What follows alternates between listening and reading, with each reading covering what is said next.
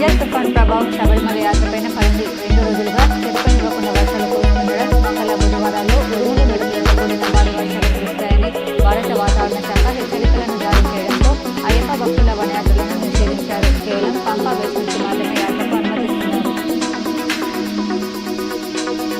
రాష్ట్ర ప్రభుత్వం ప్రాధాన్యత క్రమంలో ప్రజల మౌలిక అవసరాలను తీరుస్తుందని బోధన ఎమ్మెల్యే పి. సుదర్శన్ రెడ్డి అన్నారు. గంగపుత్ర సంఘం పెద్దలతో బీఆర్ఎస్ ఎమ్మెల్సీ కవిత సమావేశమయ్యారు. రాష్ట్రంలో ఏడాది పాలనపై కాంగ్రెస్ ప్రభుత్వం ప్రజాపాలన విజయోత్సవాల పేరుతో ప్రజాధనాన్ని దుర్వినియోగం చేస్తున్నారని అర్థంలోని దంపల్పూడి నరేంద్ర గుప్తా అన్నారు. రైతాంగాన్ని, వ్యవసాయ కార్మికులను విస్మరిస్తే రాష్ట్ర ప్రభుత్వానికి బుద్ధి చెప్తామని అఖిల భారత ప్రగతిశీల రైతు సంఘం రాష్ట్ర ప్రధాన కార్యదర్శి వి. ప్రభాకర్, అఖిల భారత ప్రగతిశీల వ్యవసాయ కార్మిక సంఘం రాష్ట్ర ప్రధాన కార్యదర్శి శ్రీ రామకృష్ణలు డిమాండ్ చేశారు.